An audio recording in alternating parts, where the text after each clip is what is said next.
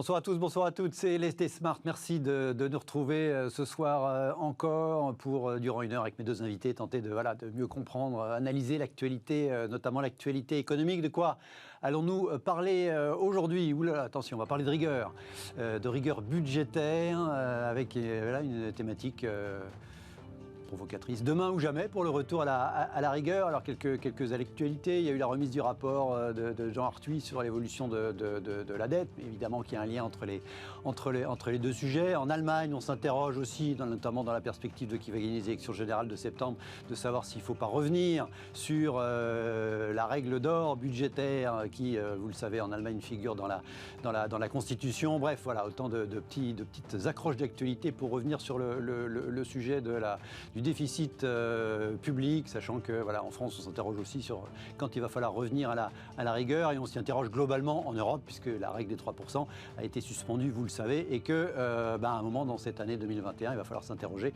au niveau européen sur la date de retour de cette règle et sur la question de savoir si est-ce que ce sera la règle telle quelle, les mêmes 3% ou pas. Et puis dans la deuxième moitié de l'émission, on s'intéressera au CAC 40. Il y a un nouveau CAC 40 qui a été lancé par Euronext, s'appelle le CAC 40 ESG, alors vous connaissez l'acronyme là, environnement, social, gouvernance. Donc le CAC 40, on pourrait dire, si j'étais provocateur, là encore le CAC 40 bien pensant, le CAC 40 vert, ou le CAC 40 ISR, il y a toutes sortes d'acronymes pour expliquer ce que c'est que le ESG. Le CAC 40 doit-il être ESG? Est-ce que c'est et par ricochet, les entrepreneurs à la tête ou les dirigeants à la tête des grandes entreprises doivent-ils eux-mêmes l'être forcément? Ça fera écho aussi à l'affaire Danone dont on a pas mal parlé. Mes deux invités ce soir, Bruno de Moura-Fernandez à ma droite, bonsoir. Bonsoir. Vous êtes économiste chez Coface. Jérôme Dédillan, bonsoir. Bonsoir Guillaume. Vous êtes entrepreneur, aujourd'hui président de Mon Partenaire Patrimoine. Merci à tous les deux d'être à mes côtés tout de suite. Avant d'aborder ces sujets, on va parler billets de banque, matelas de cash, c'est la question apéritif.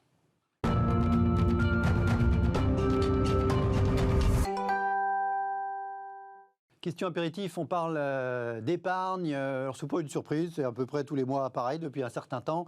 La collecte du livret A, nous disaient les Échos, au plus haut depuis 12 ans.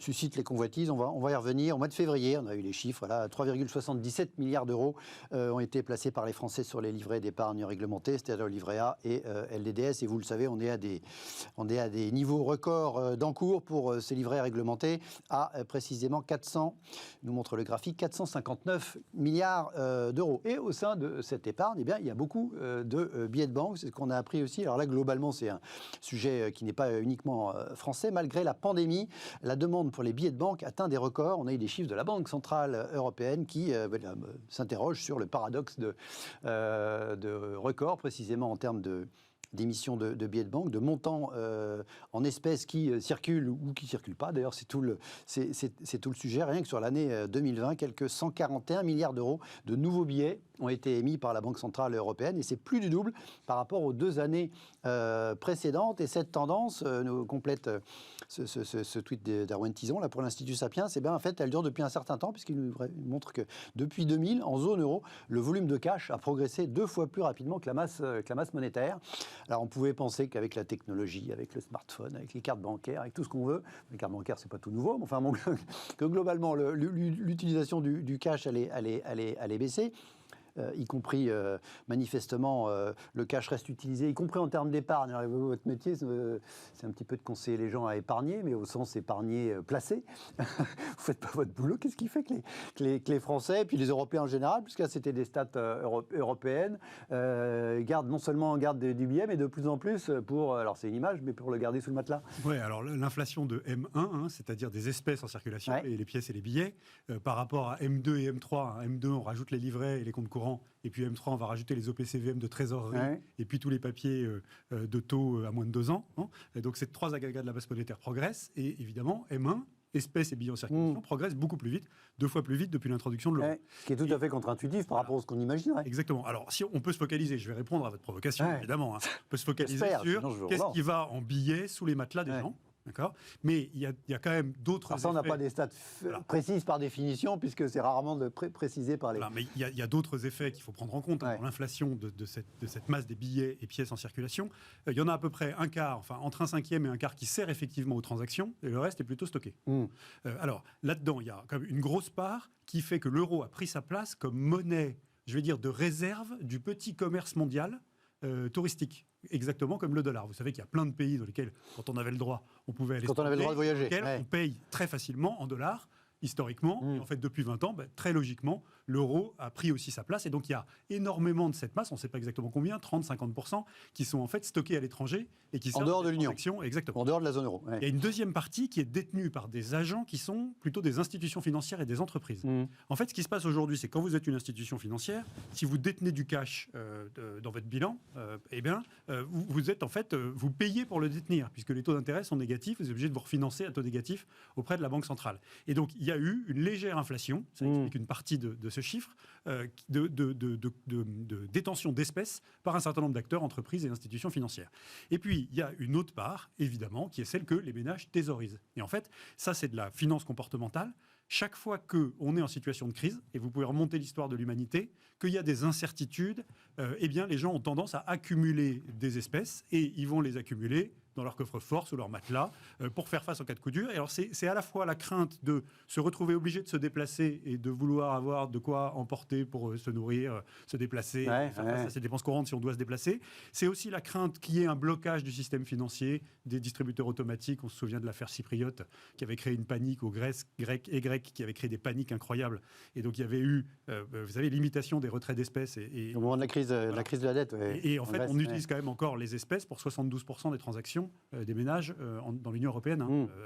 Et c'est un tiers des transactions de moins de 100 euros. C'est quasiment la totalité des transactions de tout petit montant. Voilà.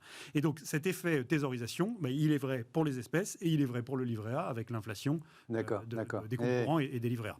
Alors après, est-ce que les conseillers financiers font leur boulot? La réponse, ils font tout ce qu'ils peuvent, évidemment, puisque, en fait, au-delà, on va dire, du matelas de sécurité qu'un ménage que vous conseillez doit avoir accumulé à vue sur ses comptes courants pour faire face à une dépense imprévue, et puis un peu de billets sous son matelas si ça le rassure. Le besoin de bien dormir est aussi important que le reste, même si c'est peut-être moins en sécurité qu'à la banque.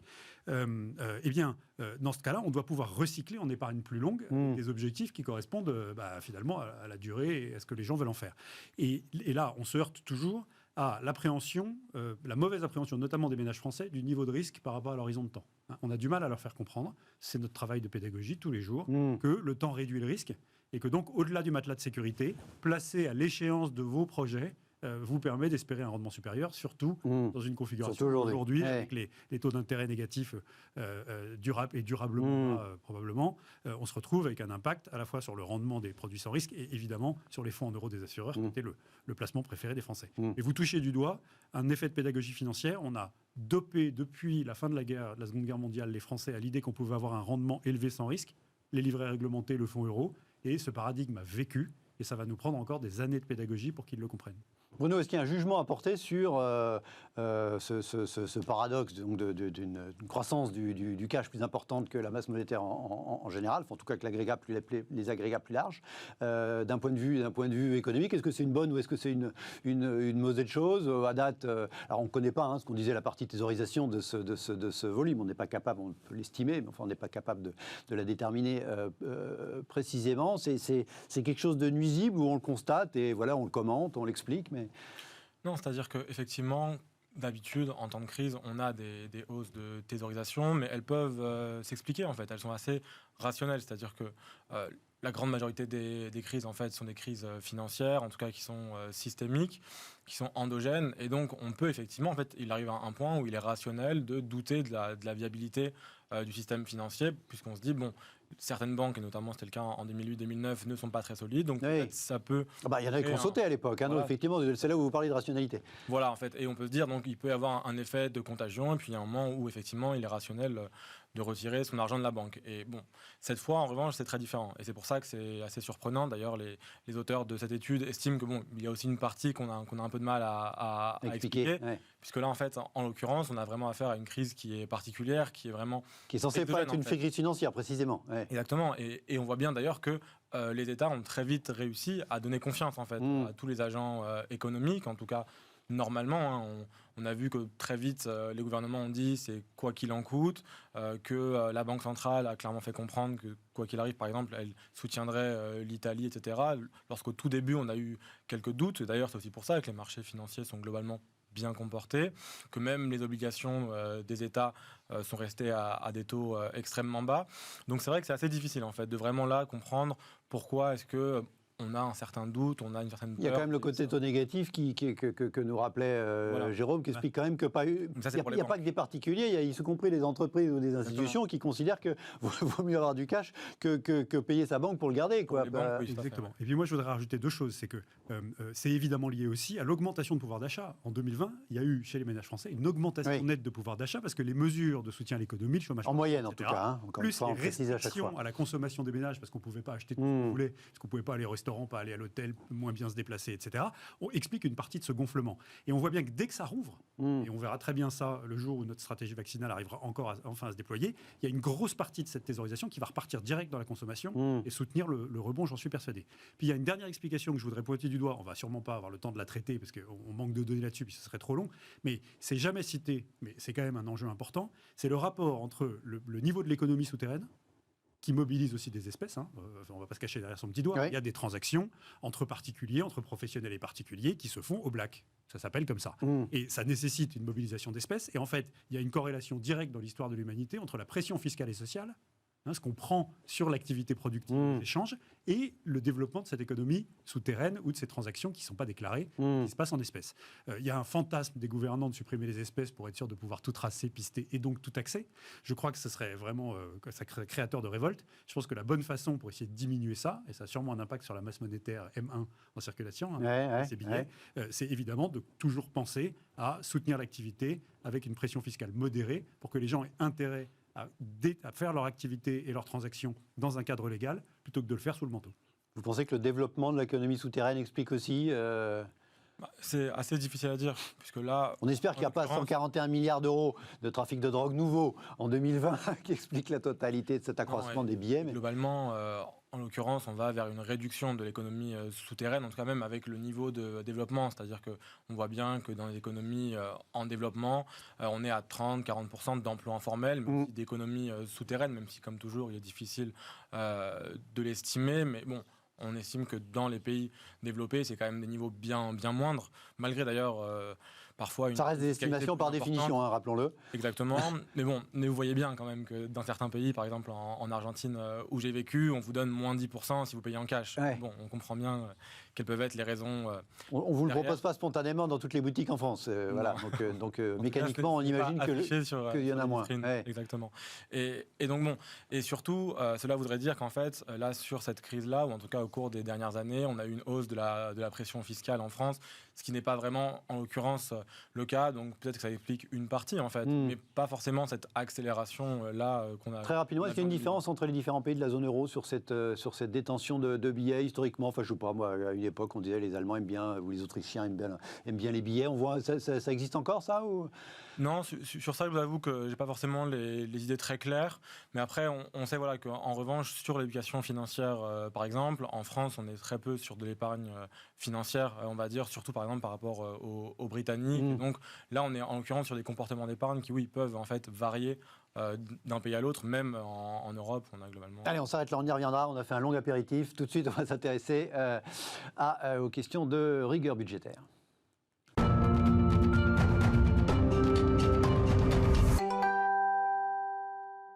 Retour de la rigueur demain ou jamais, point d'interrogation. C'est le thème, voilà, la question posée pour ce premier débat autour des déficits publics et donc de cette question de la rigueur budgétaire. Je le disais dans le sommaire, il faudra se poser la question au niveau européen de la date du retour du critère des 3% et de savoir si ce sera toujours 3% ou si effectivement ces critères ce sera certainement à l'agenda des Européens probablement dès cette année 2021. Encore une fois, ces critères à date, ils sont suspendus, ils sont pas chamboulés.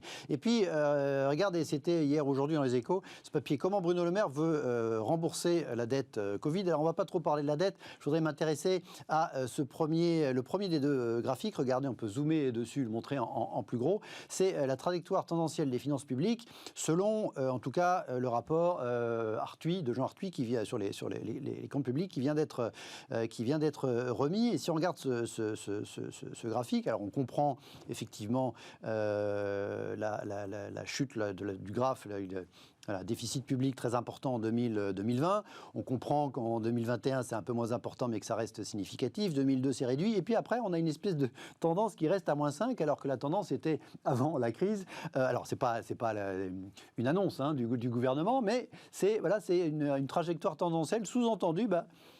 Si on pourrait très bien continuer comme ça et rester à -5 durablement, alors que non seulement avant la crise, on avait un objectif, on avait un plancher à -3, mais on était sur une tendance de réduction de ce déficit public. Et du coup, effectivement, ce graphe m'a interpellé. Pendant ce temps-là, en Allemagne, de la même façon, en Allemagne où il y a dans la Constitution une règle qui interdit de s'endetter au-delà de chaque année de plus de 0,35% du PIB du pays.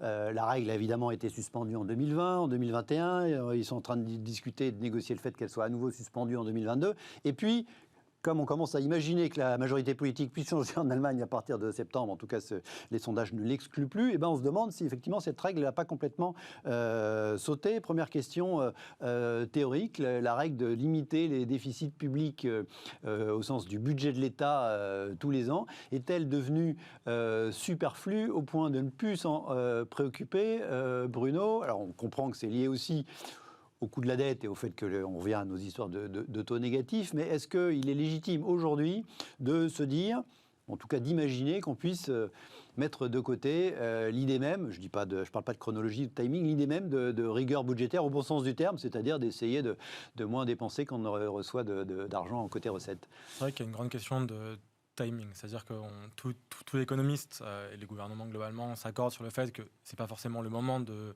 se pencher sur la question. De resserrer les cordons de la bourse. Effectivement, que pour le moment, il ne s'agit pas de casser la reprise, de ne pas peut-être répéter certaines erreurs de 2008-2009 et puis d'autres crises où en fait on a cherché à très tôt, vite faire de l'austérité ou même de faire un certain resserrement budgétaire. Là, on se dit qu'il faut vraiment faire attention à ce niveau-là. On se dit même qu'il vaut mieux peut-être, encore une fois, sauver des entreprises, donner un peu trop à des entreprises qui en fait, ne vont pas survivre plutôt que de laisser tomber des entreprises qui, elles, auraient été viables. On voit bien qu'on cherche à étaler les effets de la crise, avec les PGE, par exemple, qu'il s'agira de rembourser jusqu'en 2026, voire le gouvernement a demandé à la Commission de pouvoir les rembourser, enfin, permettre aux entreprises de le rembourser jusqu'en 2028.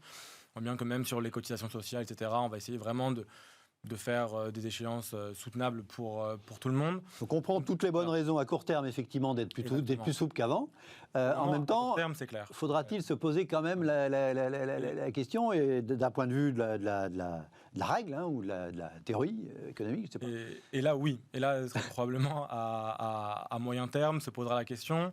De toute façon, sinon, on se posera aussi la question du côté des marchés en réalité, puisque là, tout l'intérêt, en fait, et il ne s'agit pas de dire 100% du PIB, c'est trop, 120%, c'est trop, en fait. Ce qui dit que c'est trop, c'est... Là, vous revenez à la dette, c'est pas le... Oui. Exactement, mais en fait...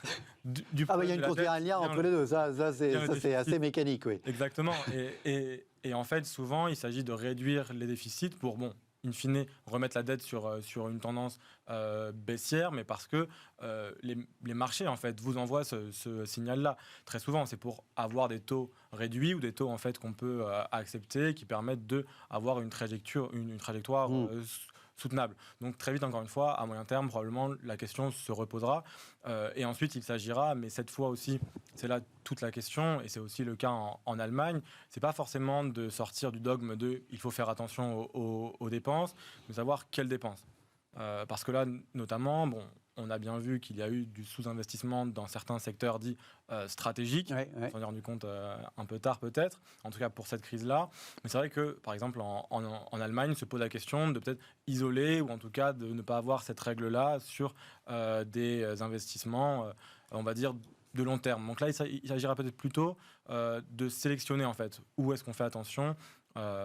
Mais bon, effectivement. Sur dépenses de fonctionnement, dépenses d'investissement. Revenir, oui. Parmi les recommandations de cette commission Arthuis que j'évoquais, il y a notamment l'idée d'instaurer un objectif pluriannuel, voilà, d'essayer de programmer les choses, pas uniquement année par année, un objectif pluriannuel avec, en matière de dépenses publiques, pourquoi pas 5 ans. Votre regard sur ce débat, Jérôme? Ouais, alors mon regard sur ce débat, c'est que on met en parallèle la France et l'Allemagne en disant, on aime bien. Hein, il y a deux côtés où on vient de lâcher, et notamment en Allemagne, ils lâchent. Alors, il faut quand même dire que si on se place avant Covid, on est dans deux situations radicalement différentes. On a un pays qui, d'un côté, est en excédent budgétaire systématique, de l'autre côté... En tout cas, toutes les dernières années, qui avait bien réduit sa dette. Exactement, et des finances publiques françaises qui sont absolument pas contrôlées. Et en fait, on appelle notre débat le retour de la rigueur budgétaire, s'agissant de la France. Le retour par rapport à quoi? On n'a pas de rigueur budgétaire depuis... souvent, rien que moins 3% de déficit, c'est considéré comme de la rigueur. C'est pour ça que...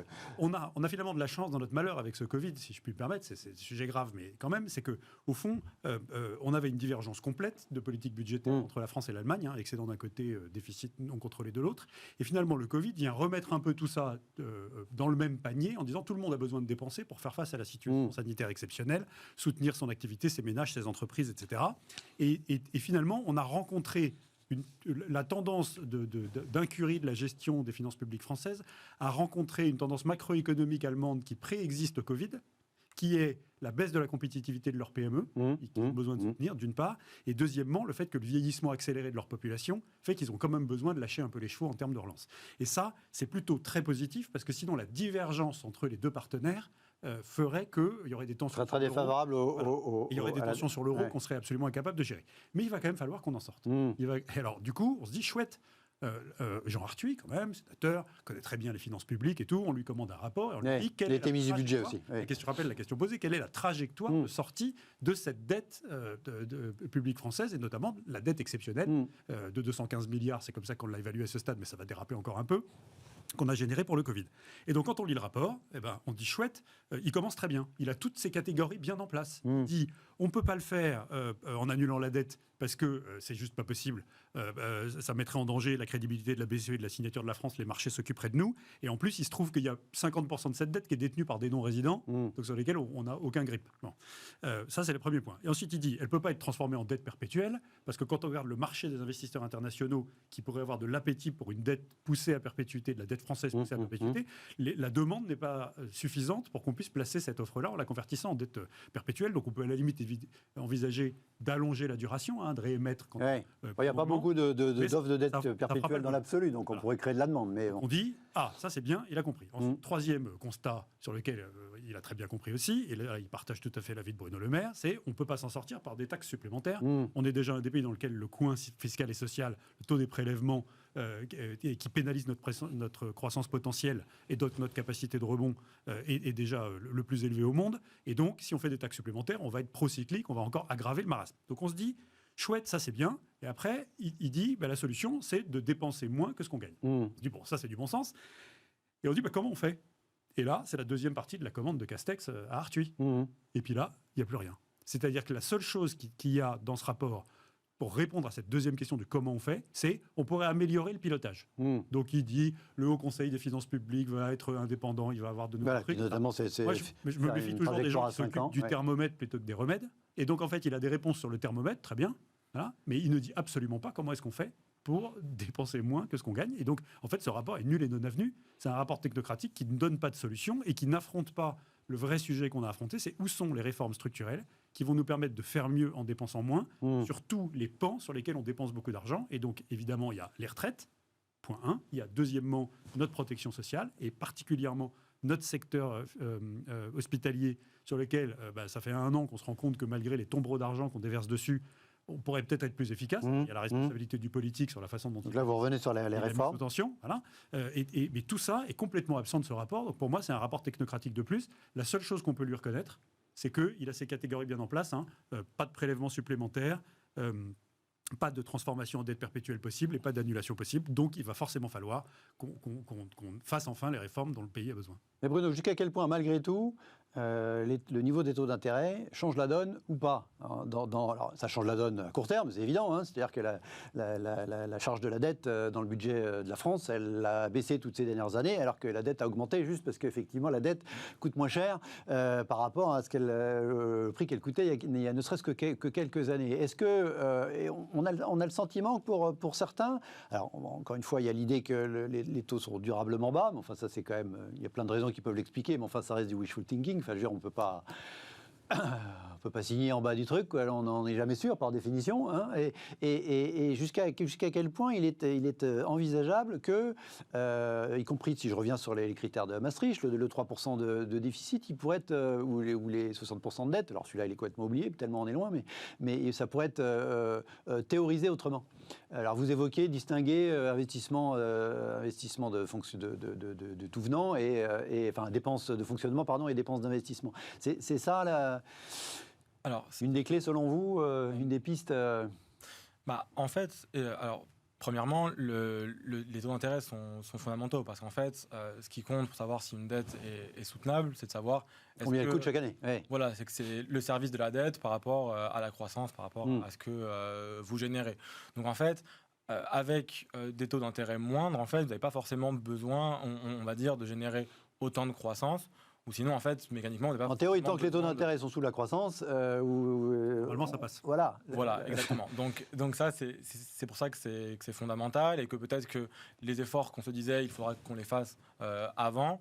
En fait, finalement, maintenant qu'on semble aller vers quand même un contexte, un environnement de taux d'intérêt bas, parce qu'on a beaucoup de liquidités. Et encore une fois, tant que la signature de la France et de la zone euro reste, on va dire, crédible, à ce niveau-là, bon... Mais c'est un peu la poule et l'œuf, c'est-à-dire qu'à un moment donné, si c'est... Exactement, et c'est pourquoi je vous disais d'ailleurs tout à l'heure qu'en fait, la grande question, et c'est pour ça qu'il faudra s'y pencher, c'est que malgré tout, même si là, à court terme, c'est pas un problème, il va falloir s'y pencher assez vite, puisqu'encore une fois, il va falloir garder en fait une signature qui, elle, soit crédible.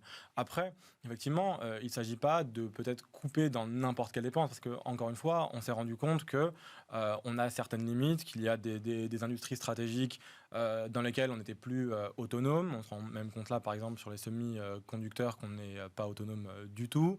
On a vu sur les batteries électriques, on a vu sur les produits pharmaceutiques, sur la santé, etc. Donc, c'est beaucoup de sujets sur lesquels il faut évidemment faire attention et c'est pourquoi aussi il est aussi difficile, on va dire, de réduire les dépenses publiques et qu'il faut faire probablement des réformes structurelles. Mais d'ailleurs, en fait, il y a quelque chose qui est assez inhérent en fait à notre système social en France, parce que quand vous voyez la fiscalité française, en fait, c'est vrai qu'on dit qu'on a les niveaux de prélèvements obligatoires les plus élevés au monde. En fait, si on retire les cotisations sociales, sur tout le reste, on est à peu près dans la moyenne de l'OCDE, en fait. Là où on a une grande différence avec le reste, c'est sur les cotisations sociales. Par exemple, le Royaume-Uni, qui est un pays où on estime que les taxes sont assez faibles, en fait, on a le même niveau rapporté au PIB de tous les autres grands impôts, en fait, excepté celui justement des cotisations sociales. Et ça, pourquoi ? C'est pas forcément sur la santé, puisque le NHS coûte extrêmement cher aussi, mais plutôt, en fait, là, c'est sur les retraites, sur l'assurance chômage, où là, eux, en l'occurrence, ont vraiment une vision très différente, en fait, où, bon, globalement, on vous donne le minimum en cas de problème de chômage ou de retraite. Il y a un État-providence qui est un peu moins généreux. Exactement. Et après, c'est à vous, en fait, de vraiment faire votre épargne de votre côté. Donc, à ce niveau-là, en fait, on voit bien que c'est extrêmement difficile parce qu'on a un système social qui est ce qu'il est et qu'en fait, sans vraiment le réduire ou le modifier, en fait, il est difficile de réduire, on va dire, la pression fiscale, parce qu'encore une fois, sur l'impôt sur le revenu, l'impôt sur les sociétés, on va le réduire petit à petit, mais on n'a pas forcément de marge par rapport aux autres. Et donc c'est ça, en fait, où ça va être effectivement difficile, sans faire des réformes structurelles probablement assez impopulaires, de vraiment réduire, en fait, les dépenses. Vous imaginez, Jérôme, alors, si ça se décide, encore une fois, ça doit se décider au niveau de l'Europe, enfin en tout cas les critères, en tout cas c'est comme ça que la zone euro fonctionne depuis Maastricht, que ces critères soient significativement revus, soit dans le chiffre affiché, soit dans la mécanique souhaitée, c'est-à-dire distinguer éventuellement dépenses de fonctionnement avec dépenses d'investissement ou ce type de... Je pense qu'on va rentrer dans une situation qui est radicalement différente de celle d'avant Covid sur la convergence d'intérêts européens. Je parlais tout à l'heure de l'impasse démographique dans laquelle est l'Allemagne, de son besoin d'infrastructure. Il n'y a pas que les Allemands qui étaient en excédent, les Pays-Bas, la Suède, je crois que c'est sous votre contrôle. Mais bon. Et donc, l'Italie était en excédent primaire. Et donc, au fond, mais quand même, l'Allemagne, le couple franco-allemand, et surtout... Non, puis ça pèse, l'Allemagne. Mais c'est surtout l'Allemagne qui s'est dit dernières années, ou 12 dernières années, avant Covid, décider c'est le mauvais élève français, en disant, c'est vous qui êtes les mauvais élèves de l'Europe, il va falloir m'arranger tout ça, parce que moi, je ne veux pas lâcher les chevaux. Et en fait, ils se rendent compte qu'ils vont avoir besoin de lâcher les chevaux. Ils ont très bien modernisé l'ex-RDA, parce que quand ils l'ont pris, elle était exsangue, et donc ils ont fait d'énormes investissements d'infrastructures, etc. Et en fait, aujourd'hui, quand vous vous promenez en Allemagne, c'est très intéressant. Quand vous êtes en Allemagne de l'Ouest, vous vous rendez compte que les infrastructures sont en moins bon état que dans l'ex-Allemagne de l'Est. Donc, ils ont besoin de moderniser ça. Ils ont besoin de redonner des infrastructures qui améliorent la compétitivité de leur tissu de PME qui a perdu en compétitivité. Donc, et c'est leur force, c'est l'exportation de leur PME, qui ont été un peu victimes de la guerre commerciale. Et ils ont ce choc démographique qui est un choc déflationniste sans précédent, encore plus accéléré par rapport au nôtre. Et donc, ils vont avoir besoin de lâcher les chevaux. Donc il peut y avoir une convergence d'intérêts. Et il n'empêche que, à la fin de la journée, comme Bruno l'a très bien dit, c'est les marchés qui vont décider si notre dette est soutenable ou pas, en nous imposant un taux d'intérêt, et on aura la capacité à le rembourser avec notre croissance ou pas. Et donc, ça veut sauf qu'au-dessus des marchés, excusez-moi, au-dessus des marchés, il y a un peu la BCE, parce qu'aujourd'hui, on le voit, ce n'est pas que les marchés qui décident que les taux d'intérêt sont négatifs, c'est parce que les marchés, ils savent que le papier des papiers publics des États de la zone euro, ils peuvent le refiler à la BCE derrière. Donc ça va être un triptyque, inflation, taux d'intérêt et vision des marchés, qualité de la signature. Ce triptyque-là, bien malin qui peut dire qui peut le contrôler et l'anticiper comme il faut. Et la seule façon de continuer à être crédible, alors d'abord, il y a un truc, une mesure court terme à faire, mais ça, l'agence France Trésor va s'en occuper très bien, évidemment, c'est pas des crétins. Pendant que notre signature est encore crédible et que les taux sont très bas, il faut allonger au maximum la maturité de notre dette pour sécuriser la population sur la capacité à avoir un gros stock de dette de la bonne gestion devant nous avec des taux très bas. Donc évidemment, l'allongement maximal de la maturité est nécessaire.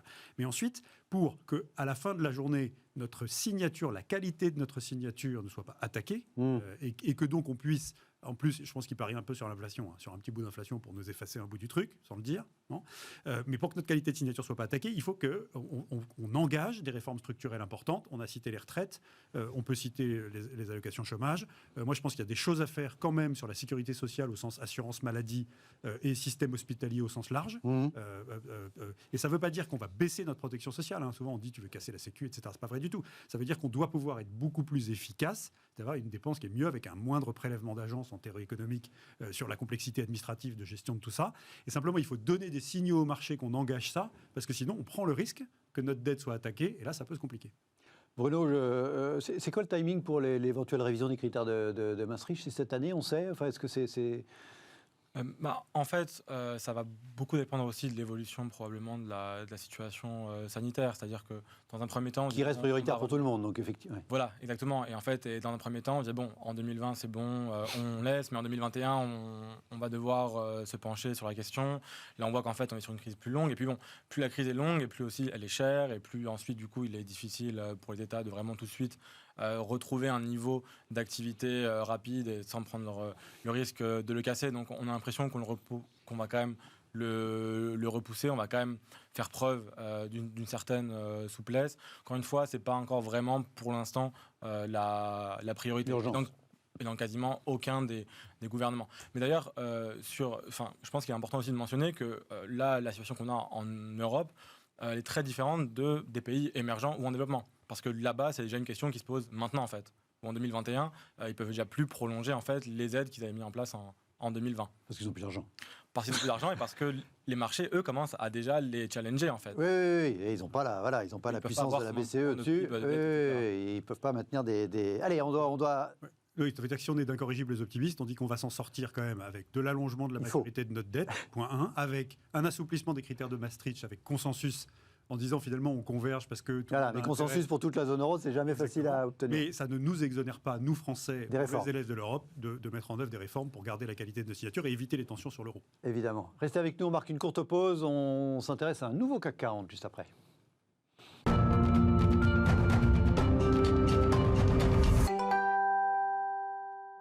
Retour dans l'IT Smart, merci de rester avec nous. On s'intéresse au nouveau CAC 40. Alors, je vous rassure, le CAC 40 classique existe toujours, mais Euronext, la société qui gère la bourse de Paris notamment, a lancé en début de semaine, c'était lundi, un CAC 40 ESG. ESG, c'est l'acronyme pour environnement, social, gouvernance. Donc, effectivement, 3 critères non financiers à suivre, voilà, du point de vue des investisseurs, du point de vue des entreprises, notamment de façon à proposer aux investisseurs précisément de pouvoir suivre ce nouvel indice CAC 40, entre guillemets, un peu expurgé des mauvais élèves du point de vue de ces critères ESG, et pourquoi pas pour des spécialistes de la gestion indicielle lancer des ETF, hein, voilà, des structures, des placements qui répliquent parfaitement les indices, et donc pourquoi pas ce nouvel indice CAC 40 ESG. En 2 mots, 9 sociétés du CAC 40 actuel ont été exclues de ce nouveau CAC 40 ESG. Il y a quelques poids lourds comme Airbus ou Total, mais aussi voilà, des champions plus récents, nous dit le papier des Échos qui faisait état de ce lancement, comme Hermès ou Dassault Systèmes, ou voilà, ArcelorMittal, Alstom ou Saint-Gobain ou Thales. Alors, les critères ne sont pas encore très clairs sur le sujet, mais globalement, ça pose la question, via ce nouvel indice, du sens de ce qu'on appelle aussi la RSE, voilà, en général. Est-ce que c'est le boulot est-ce que c'est le boulot des entreprises d'être d'abord ESG, et puis est-ce que c'est le boulot aussi de l'opérateur de la Bourse de Paris de créer un indice spécifique pour effectivement ces valeurs qui sont plus ESG que les autres, en désignant de fait un petit peu les bonnets d'âne, les mauvais élèves, votre sentiment? C'est simple, la question qu'on pose, hein, le CAC 40 doit-il être ESG? Évidemment, un indice de référence assemblé par une place de marché pour servir de référence, de benchmark comme on dit, pour étalonner la performance d'un gestionnaire d'actifs d'une part, ou pour supporter un tracker, hein, donc un fonds indiciel qui vous permet d'acheter un échantillon de sociétés sans vous poser de questions de les acheter une par une. Évidemment, l'indice en lui-même ne peut pas être ESG, ça n'a aucun sens. Alors pourquoi est-ce que Euronext le lance? On peut revenir aux fondamentaux. C'est du commerce. Oui. Qu'est-ce qui se passe? Il y a un label ISR qui a été donné par le gouvernement et qui labellise des fonds qui sont proposés à leur clientèle institutionnelle ou de clients particuliers par des gestionnaires d'actifs qui ont eu tendance à faire un peu de greenwashing et à repeindre l'intégralité de leur processus de gestion en vert, hein, en intégrant des critères ISR ou ESG, appelons ça comme on veut. Et donc il y a besoin de la part d'Euronext de fournir à ses clients une référence de benchmark et ou un support d'investissement. Oui, Euronext, ce n'est pas une association, hein, c'est une entreprise privée, hein, qu'on rappelle. Donc, c'est bien pour ça qu'ils lancent cet indice-là, qui est une énième déclinaison du CAC 40, parce qu'ils ont déjà plusieurs dizaines d'indices déclinés du CAC 40, thématiques, etc. etc. Donc ça c'est très important à comprendre. C'est une entreprise commerciale, Euronext, qui va fournir à ses clients. Oui, elle a raison de le faire. Mais elle a absolument raison de le faire. C'était pas un gros mot. Derrière, on peut discuter de la pertinence de cet indice. Bon.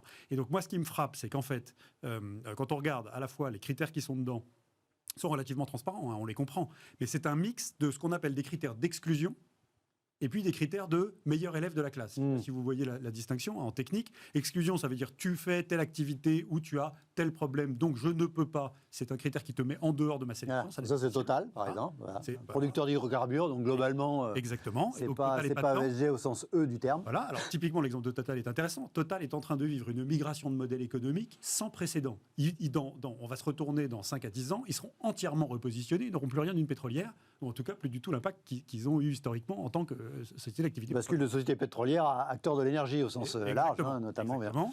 Et donc, est-ce que parce qu'on fait une activité nécessaire à l'humanité, hein, Total est nécessaire au fonctionnement de l'humanité aujourd'hui, en tout cas à date, du social, etc. Bon, est-ce qu'on doit le pénaliser du simple fait de son activité, ou est-ce qu'on doit regarder si sa trajectoire est la bonne? Va dans le bon sens. C'est tout l'enjeu pour un gestionnaire d'actifs. Alors moi, j'ai des convictions, hein, en tant que professionnel de la finance, c'est qu'en fait, je préfère qu'on s'intéresse à chaque dossier en se faisant sa conviction intime sur est-ce que je le rentre ou pas, pas dans sa note en valeur absolue, mais parce que sa trajectoire est la bonne, avec critères extra-financiers et critères financiers, plutôt que d'avoir une grille d'analyse. Et là, c'est vrai que la grille d'analyse, elle se fonde sur les questionnaires de Moody's, Vigeo qui sont ceux sur lesquels s'est appuyée cette sélection pour savoir lesquels 40 on retient dans les 60, échantillon de 60 de grande capi, et on en retient 40. Et fondamentalement, ces critères-là, toutes les boîtes n'ont pas répondu correctement à ces enquêtes-là au cours des dernières années. Donc il y a un peu un biais pour le moment. Ça pourra évoluer. Un biais Encore une fois, c'est une première, c'est un début. Sur les bons élèves qui ont répondu à l'enquête Vigéo. Voilà. Alors, moi, vraiment, je préfère privilégier les gestionnaires d'actifs qui sont capables de prouver, indépendamment de tout label d'État, critères, etc., que dans leur processus de sélection de valeur, ils ont intégré depuis longtemps une approche extra-financière en plus de leur filtre de performance financière et qu'ils ont des convictions dessus et qui sont capables de dire exactement quels sont leurs critères sur chacun des enjeux environnementaux, de gouvernance et sociaux. Alors, il y a un autre point technique qui est important, c'est qu'il y a une nouvelle réglementation qui s'applique aux gestionnaires d'actifs et qui déboule là. Qui est essentiel à comprendre. Il y a des obligations de reporting, en fait, sur lesquelles, notamment sur le social et sur l'environnement, les gestionnaires d'actifs doivent donner énormément de reporting obligatoire à leurs clients. Et ça rentre en vigueur, là, c'est rentré en vigueur en mars. Là. Et donc, c'est essentiellement social et environnement, et c'est assez décalé des critères de sélection qui ont été utilisés pour cet indice-là. Donc cette matière est encore pas suffisamment avancée, voilà, et elle va progresser, et notamment parce qu'il va bien falloir que l'offre rencontre la demande. Ce qui est très clair, c'est qu'il y a des gestionnaires d'actifs, on peut en citer historiquement, la financière de l'Échiquier, OFI, même Carmignac, CMI, des gens comme ça, qui sont vraiment, Sycomore Asset Management, qui ont vraiment depuis longtemps des convictions un peu indépendantes des labels d'État et grilles, etc. Et que c'est cela que les investisseurs doivent regarder, que ce soit particulier ou institutionnel, c'est est-ce que j'ai confiance ? Est-ce que je comprends et est-ce que j'ai confiance dans les fondamentaux du processus d'investissement ? Et alors, si on prend un petit peu de recul sur les principes, Bruno, selon vous, est-ce qu'il vaut mieux effectivement désigner, je n'ai pas envie d'utiliser les termes de mauvais élèves parce que c'est pas le bon terme, mais désigner ceux qui ne sont pas, encore une fois, dans les clous, mais parfois c'est du fait de leur activité même historique, comme on évoquait le cas de Total, ou essayer plutôt d'accompagner les gens, le projecteur braqué par ce type d'indice sur les critères ESG, la RSE en général, du point de vue de l'efficacité, qu'est-ce que vous... Alors, du point de vue de l'efficacité, c'est vrai qu'il n'y a rien de mieux que de l'incitation. En fait. Une incitation, et là, en l'occurrence, je pense que globalement, on est là pour essayer de répondre à une demande, en fait, qui est une demande d'investissement responsable, soit en termes social ou environnemental. Et donc, il s'agit, et c'est comme toujours assez difficile, c'est-à-dire de vraiment définir quels sont les bons critères. Et donc, on essaye de rendre quelque chose d'accessible, de dire, là, on a ce label-là qui lui, est clair, ou en tout cas qui permet à n'importe qui de pouvoir investir dedans, et qui ensuite, in fine, effectivement, en fait, va peut-être devenir une incitation pour les entreprises. Mais c'est le cas, on va dire, pour toutes les entreprises. Maintenant, on voit bien que c'est un enjeu assez fondamental, que ce soit pour les consommateurs, mais aussi pour les investisseurs, d'essayer de devenir le plus responsable possible, on va dire, en termes RSE. Et donc là, en l'occurrence, on peut penser que c'est aussi une incitation, en fait. Alors effectivement, il ne s'agirait pas non plus de taxer encore davantage peut-être les entreprises qui ne respectent pas cela. Mais là, on ne parle pas de fiscalité, là. Ouais. Voilà, exactement. Mais là, en fait, en donnant une incitation, on va dire, avec, encore une fois, un espèce de bonus pour ces entreprises-là qui vont bénéficier probablement d'investissements supplémentaires d'après, en tout cas, ce nouveau critère. Là, on peut penser que ça va, en tout cas, les inciter après à remplir certains critères. Après, effectivement, on se pose la question de quels critères précis en fait sont dans ce label-là. Mais un label, on va dire, là en l'occurrence, c'est pas forcément une punition, puisque encore une fois, on ne l'a pas viré du CAC 40, mais on a juste créé un nouvel bien sûr, du CAC 40. Et là, on peut effectivement penser que c'est une incitation plus positive que négative, en l'occurrence. Et donc, ça peut marcher. Est-ce qu'il faut penser que le CAC 40 ESG va mieux performer dans les 5 prochaines années que le CAC 40 tout court ? Qu'est-ce que vous avez des convictions là-dessus, par exemple ? Moi, j'ai pas refait le calcul, j'ai pas eu le temps. Mais je me suis dit, je vais backtester l'échantillon des 40 qui ont été retenus dans le 40 ESG par rapport au CAC 40. Oui. Je crois que Ronex a fait manifestement, en tout cas reste. Alors, j'ai pas regardé la courbe. Dividende réinvesti, bien sûr. C'est typique, très intéressant. On dit Total n'est pas dedans, alors qu'ils ont une trajectoire qui est incroyable qu'il faudrait soutenir. On dit Hermès n'est pas dedans. Hermès, c'est moins de 1% des émissions de CO2 de Total, et c'est 60% d'emploi local en France. C'est des bons critères, ça. Et pourtant, ils ne sont pas dedans. Vous voyez ? Non, c'est pourquoi ? Parce que vous avez regardé les critères, non ? Non, mais parce qu'ils n'ont pas répondu pour l'essentiel, parce qu'ils n'ont pas rempli suffisamment les enquêtes Vigéo. D'accord. Moody's. Ok, donc on a quelque chose d'encore un peu... Donc ça va. Évidemment, on peut imaginer qu'ils vont tous s'y mettre et que ça pourra bouger pas mal. En fait, il y a un enjeu qui est très important, comme l'a dit Bruno, c'est 14 000 milliards les produits financiers durables, juste à l'échelle de l'Union européenne. Et vous rajoutez les États-Unis, à l'échelle mondiale, c'est absolument considérable, avec une croissance qui est comme ça. Mais je vous donne un exemple très très simple. Vous êtes de la complexité du sujet et du fait que je pense qu'il faudra une conviction dossier par dossier. Vous êtes joaillier. D'accord. Parmi vos créations, vous en avez plein qui sont faites avec des pierres précieuses qui sont extraites dans des mines. Vous pouvez dire, moi je fais très attention à ma politique fournisseur, là où je me fournis en diamant, en rubis, en émeraude, etc. Si vous n'allez pas jusqu'à chercher comment est traité le personnel des mines de provenance de chaque diamant que vous achetez sur le marché à Anvers ou quoi, ou si vous ne basculez pas en diamant de synthèse, pour dire moi je suis complètement... Oula, il n'y a pas de sujet ni de travail des enfants ni d'environnement. Ouais. Exactement. Est-ce que vous êtes un joaillier dont la notation ESG, au moins sur l'enjeu social, peut être convenable. En gouvernance, c'est très intéressant. Dans des grandes sociétés, vous avez encore des boîtes qui ont cumulé présidence et direction générale entre les mains de la même personne, ou femme. Bon, ça, c'est un sujet de gouvernance. On voit bien que les boîtes qui ont distingué les deux fonctions, ça permet de faire des contre-pouvoirs, la consanguinité des conseils d'administration et des comités des rémunérations, le fait que la mission ne prend pas le pas sur la stratégie mais qu'elle la nourrit. Toutes ces choses-là, c'est la partie G de ESG, et ça nécessite, et je voudrais finir là-dessus, une recherche indépendante, que les gérants d'actifs, les gens qui sélectionnent les valeurs, puissent s'appuyer sur une recherche indépendante très pointue.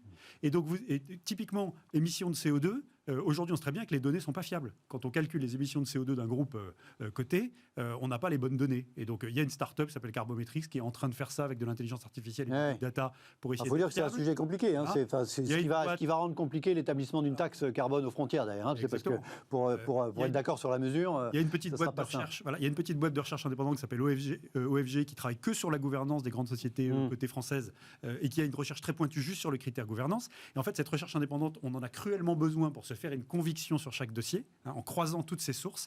Et malheureusement, MiFID, nos fameuses réglementations sur la modernisation des instruments financiers, a tué la recherche indépendante, puisqu'elle ne permet plus d'inclure la recherche dans les coûts de brokerage quand vous tradez une valeur. Avant, les brokers, en fait, payaient la recherche et ils l'offraient à leurs clients les coûts de brokerage. Aujourd'hui, on ne peut plus, on est obligé de la payer à part. Et ça a mis à mal l'industrie de la recherche indépendante. Je suis bien placé pour le savoir. Dans le groupe à lequel ma société appartient, il y a une boîte qui s'appelle ID Midcap, dont le modèle économique est en train d'être complètement repositionné, alors que la qualité de la recherche qu'ils fournissent est remarquable. Voilà. Et donc, il faut travailler sur la recherche. Les sources et une recherche indépendante va se développer si on arrive à la payer correctement sur ces critères E, S et G.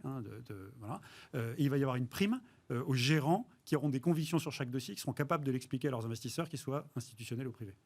Est-ce qu'il faut que tout ça fasse clairement partie du job de l'entreprise? Dans sa chronique dans Les Échos, Jean-Marc Daniel, ce matin, à propos il démarrait sur l'affaire Danone, dont on a beaucoup parlé, pose la question du sens de la RSE.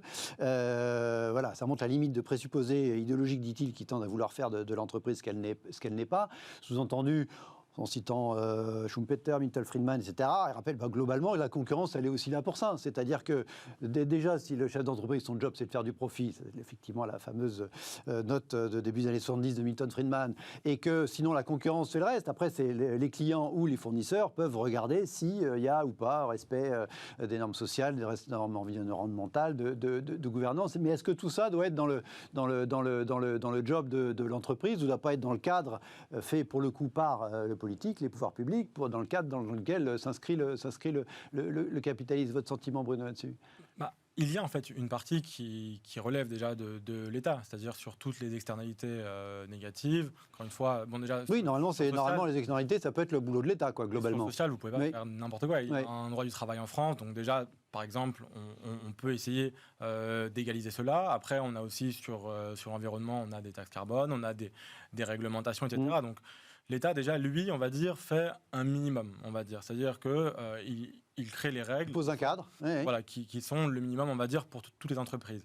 Ensuite, et je pense que là, il n'y a pas de vraie raison, c'est-à-dire, on va dire de vraies réponses à votre question. C'est-à-dire qu'après, on part sur la morale, sur est-ce que vraiment un chef d'entreprise doit faire ça ou pas. Ma réponse serait de dire, en fait, il y a une demande maintenant. C'est-à-dire qu'autrefois, c'était vraiment les chefs d'entreprise qui le voulaient, ceux qui avaient des convictions particulières pouvaient le faire. Maintenant, c'est vraiment devenu un enjeu fondamental. On voit que les consommateurs, encore une fois, sont de plus en plus, on va dire, concernés par ces sujets, les investisseurs aussi. Et en fait, on se dit qu'il y a une vraie question, là, en fait, même de rentabilité après. Et donc, à ce niveau-là, oui, maintenant, désormais, ça devient un enjeu fondamental dans toute entreprise. Mais si un enjeu, ça fait partie de la concurrence, de fait. C'était un peu le propos du papier de Jean-Marc Daniel. C'est-à-dire que dire, bon, pas la peine forcément de l'écrire sur le fronton de l'entreprise. De toute façon, si elle veut, compte tenu de l'enjeu, si elle veut bien performer, il va falloir qu'elle se plie à cette nouvelle attente du public, des opinions des consommateurs, des investisseurs, des fournisseurs. Exactement. Mais après, ce qui est vrai aussi, c'est que tous les consommateurs ne sont pas forcément qualifiés pour aller voir les comptes de chaque entreprise, ou exactement le rapport annuel de ce qu'a fait chaque entreprise. Et c'est pourquoi il y a des labels, en fait. Des labels pour rendre ça simplifié. Peut-être parfois ça devient trop simpliste même, peut-être, effectivement, et après tu poses toute la question des critères sur ces labels, mais c'est vrai que peut-être qu'en fait on a besoin quelquefois de certaines simplifications. Quand même. Voilà. Jérôme. Oui, en fait il y a 3 grands acteurs. Il y a la puissance publique qui a comme devoir, pour le bien commun, de mettre la pression sur les entreprises, je dirais au maximum de leurs possibilités, mais pas trop, pour pas tirer une balle dans le pied de la compétitivité de son industrie, parce que sinon, là pour le coup, les externalités négatives sur le social au sens large, création de richesse, capacité du pays à assurer sa protection sociale, etc., seront absolument désastreuses. Donc ça c'est important, juste qu'il faut de pression, pas trop. Ensuite, il y a la puissance du consommateur, ça c'est essentiel, c'est-à-dire qu'en fait l'entreprise, elle va s'adapter à son marché. C'est le consommateur qui décide chez qui il achète. Exactement. Alors, il a dans une situation de concurrence en tout cas. Il a du mal à être éclairé, et donc c'est vrai que le label simpliste, moi j'ai plus de mal par rapport à la conviction du gérant, alimenté par une recherche. C'est pour ça que l'enjeu de rendre indépendante ou d'aider la recherche indépendante à se développer est absolument essentiel. Et puis ensuite, il y a la responsabilité de l'entreprise, c'est le dernier étage. Et en fait, moi j'ai une conviction assez simple, c'est que la stratégie de l'entreprise, elle doit être nourrie par sa mission, mais que c'est pas la mission qui doit prendre le pas sur la stratégie. De la même manière que l'entreprise a comme mission de faire du profit parce que c'est ça qui lui donne son autonomie, sa marge de manœuvre pour être pérenne, pour partager la valeur et pour faire les investissements nécessaires. Et donc là, je dirais typiquement la recherche indépendante en matière de gouvernance, qu'est-ce qu'elle va regarder ? Elle va regarder si dans la stratégie, il n'y a que la recherche de profit et pas la pérennité long terme, mais la mission va nourrir la stratégie. Il faut que l'entreprise survive et qu'elle se développe, parce qu'un organisme qui ne croit plus, il meurt.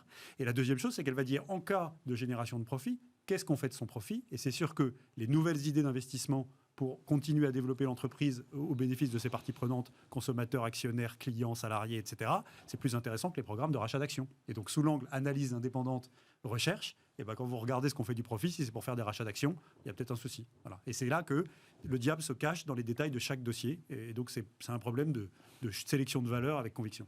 Allez, on en reste là pour ce débat. Il nous reste 5 grosses minutes. C'est l'after tout de suite.